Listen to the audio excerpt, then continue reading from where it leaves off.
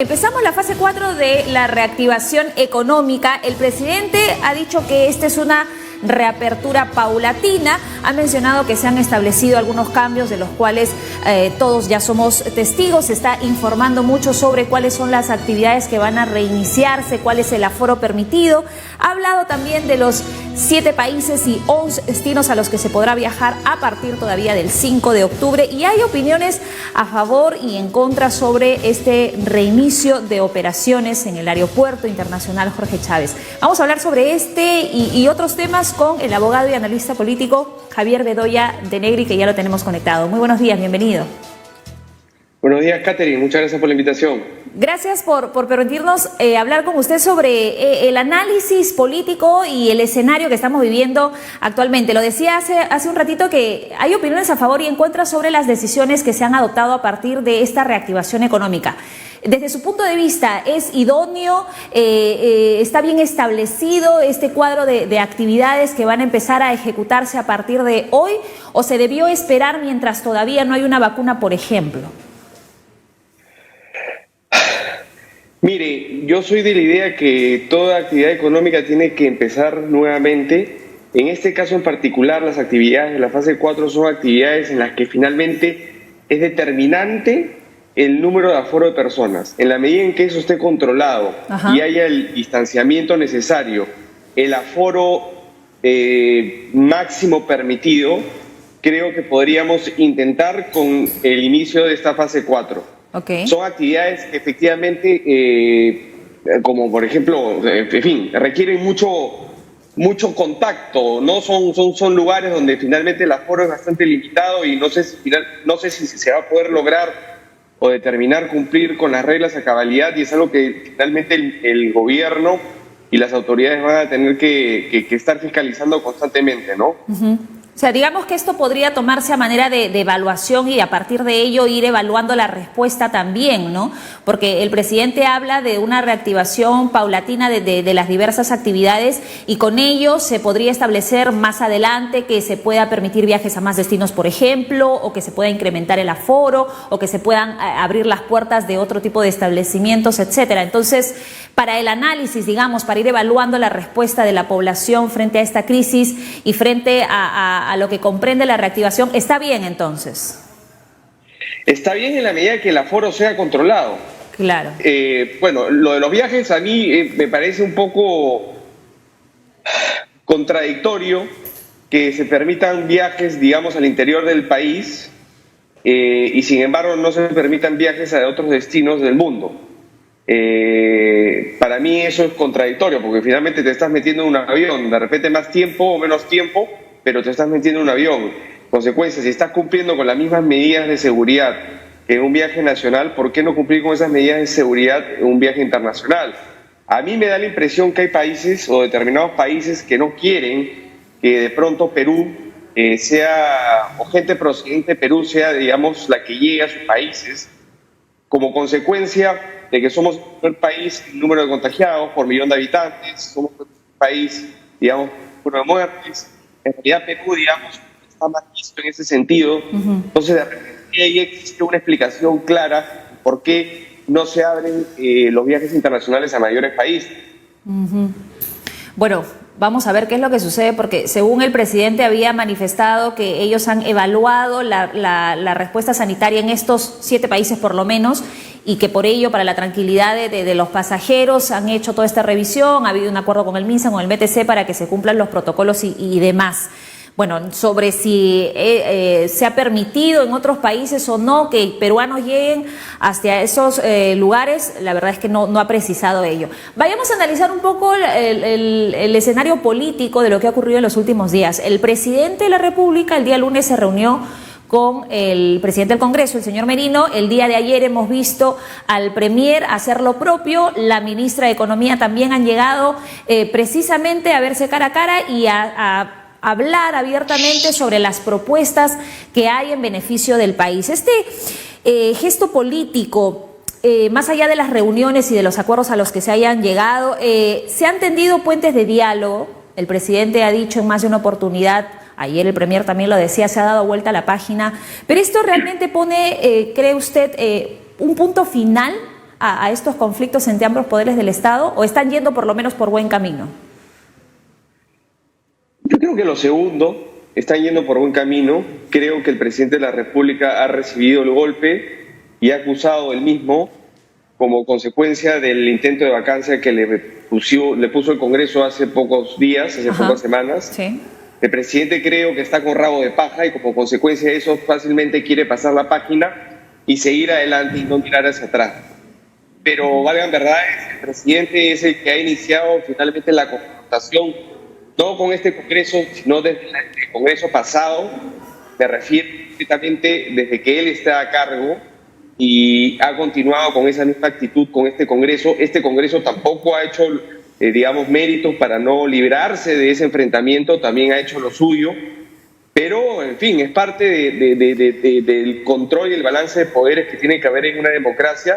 Lo que sí yo pediría es que los actores políticos, tanto los del Congreso o el presidente del Congreso o el presidente de la República, estén a la altura de las circunstancias, que mantengan esa madurez política que han sostenido, por ejemplo, ayer, por el bien del país, porque este ruido político, esta confrontación innecesaria e inacabable, que no le hace para nada bien a este país en el momento en el que está viviendo, sobre todo en el tema económico, cuando necesitamos justamente no generar ruido político, generar mayor inversión privada, y con estas cosas que estamos viendo hoy en día no ayuda para nada, ¿no? ¿Cree que el presidente Vizcarra empezó mal su gestión? Ayer se cumplió un año de la disolución del Congreso. Hay muchos entendidos que han opinado, por ejemplo, que fue una medida inconstitucional.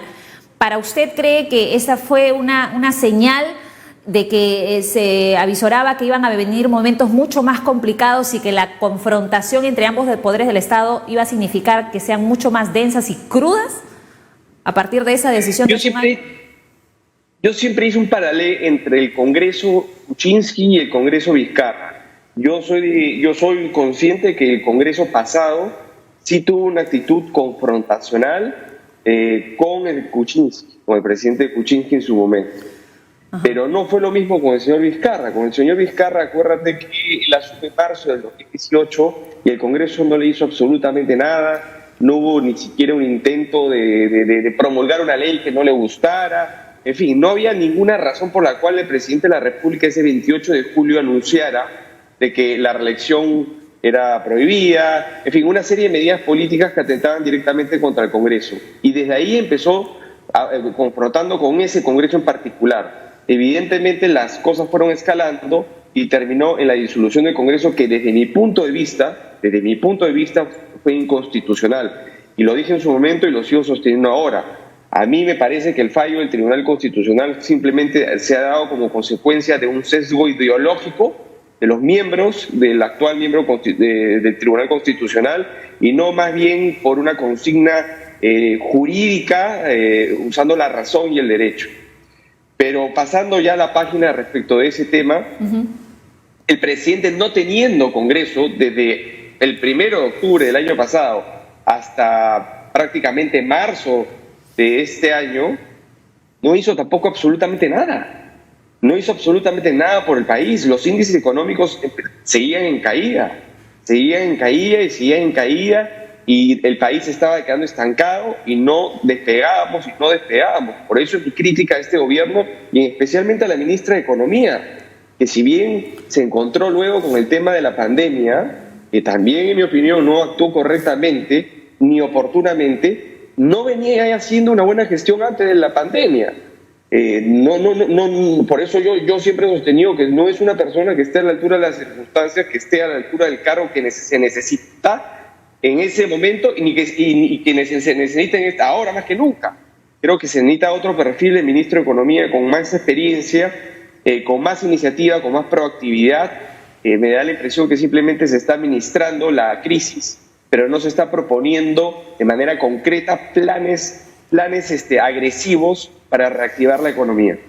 Bueno, pero justamente se libró de la censura, y eso hemos sido todos testigos, porque bueno, se llegó a la conclusión a las finales de que no era el mejor momento para apartar a la titular de Economía justo en la situación en la que nos encontramos, ¿no? Ahora, yo creo que más bien se salvó porque venía la vacancia del presidente de la República y creo que era mucho ruido ya censurar a la ministra cuando la vacancia venía la siguiente semana. De repente, si las cosas hubieran sido al revés o en otro momento, esa ministra sí debiera haber estado ya en su casa. Bueno, igual fue la decisión a la que se llegó en el Congreso. Ahora, sobre el retiro de los aportes de la ONP, que sigue siendo un tema de debate, de discusión, ¿cuál debería ser el mejor escenario? Anoche el Premier estaba declarando a la prensa y dijo que si esta se llegara a aprobar tal como la presentó en el Congreso por insistencia, esto llevaría pues a presentar una demanda de inconstitucionalidad y se perjudica así a la población y a los afiliados. Pero sabemos que el Ejecutivo ha presentado pues una contrapropuesta. ¿Esta es mucho más beneficiosa, está mejor planteada que la que presentó el Congreso? Creo que sí, creo que es una salida y finalmente el MEF es el que tiene que decir. La ONP está quebrada, esa es la verdad.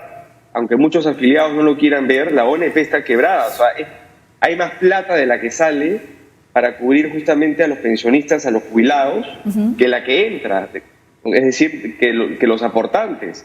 Y el MEF todos los meses tiene que sacar del bolsillo de todos los peruanos plata para subvencionar finalmente esa plata que va saliendo.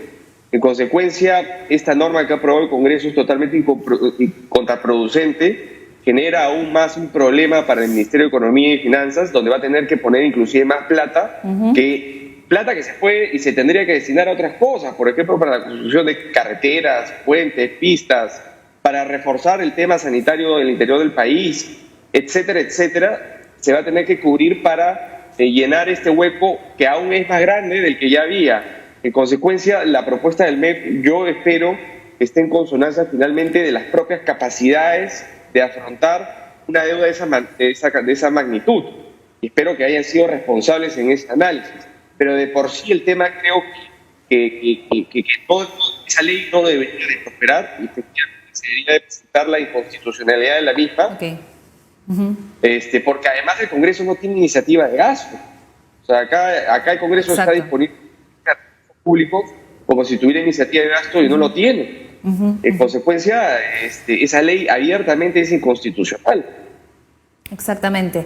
Y algo que ha planteado ayer el presidente, que de hecho ayer por la noche ya ha sido un tema de conversación entre la ministra Alba y el presidente del Congreso, es sobre esta propuesta del Ejecutivo de este proyecto de refinanciamiento de deudas, que especifica justamente una reprogramación de deudas, que se bajen los intereses hasta en un 20%. Hasta el momento, el presidente del Congreso, el señor Merino, ha prometido afianzar la iniciativa.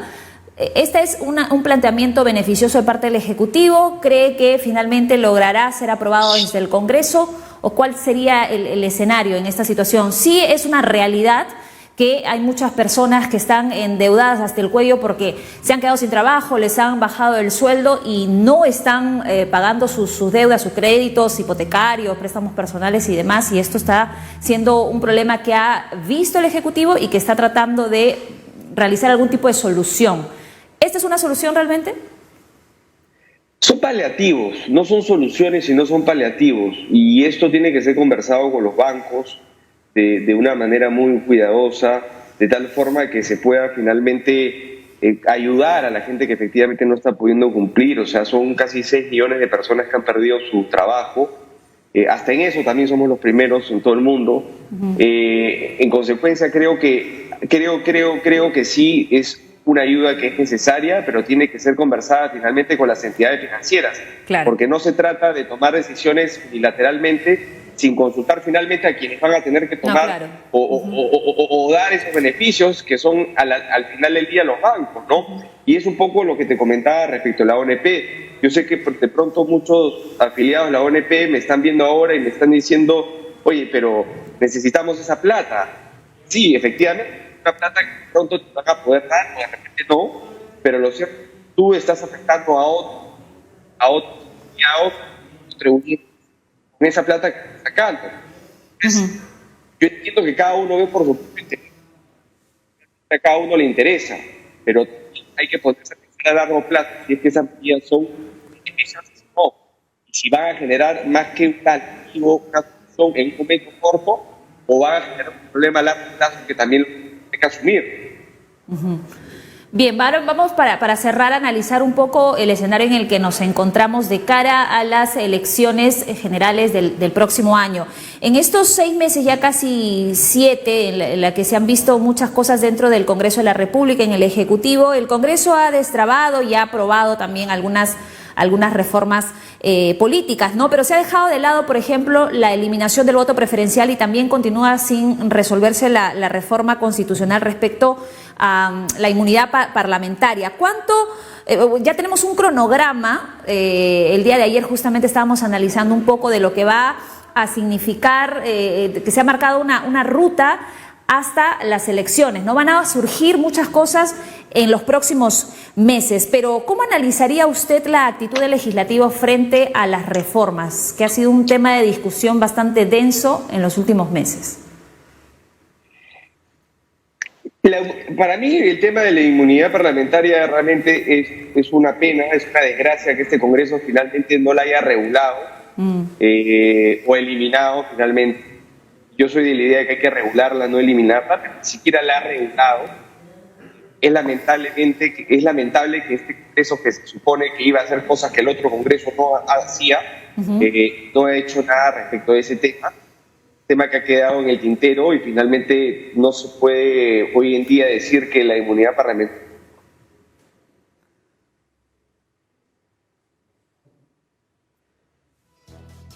Bueno, hemos tenido inconvenientes con la conexión con el abogado y analista político Javier Bedoya de Negri, que nos estaba dando su punto de vista respecto a lo que significa la respuesta del Congreso sobre las reformas políticas. Lo escuchamos. Correcto, yo te decía que era penoso y lamentable que finalmente el Congreso ni siquiera haya regulado el tema de la inmunidad parlamentaria. Es un tema que se ha quedado ahí en el tintero. Habían más de una propuesta, pero finalmente ninguna ha prosperado como para que se sea aplicada a partir del próximo Congreso. El voto preferencial es un tema que ni siquiera lo han querido tocar, o lo han tocado a manera de comisión de constitución.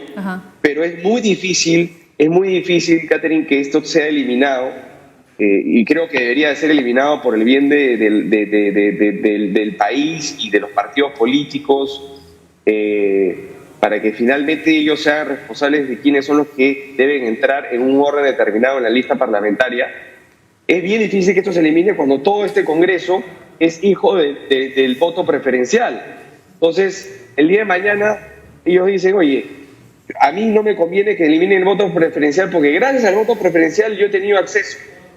Si no, de lo contrario, no hubiera entrado, porque yo, que tenía, por ejemplo, el número 10, entré con mayor votación que el que tenía el número 3. Y eso me dio a mí acceso a una curul. Pero si hubiera sido de repente no hubiera sido y el partido tenía derecho a 4 o 5. Entonces, es realmente a producir finalmente que las personas de este sistema quieran eliminarlo, ¿no? Bueno, lamentablemente estamos teniendo complicaciones para continuar la entrevista con el señor Javier Bedoya, analista político, pero se ha comprendido bastante bien su análisis sobre lo que significa esta reactivación económica, sobre la participación del Congreso frente a las reformas políticas.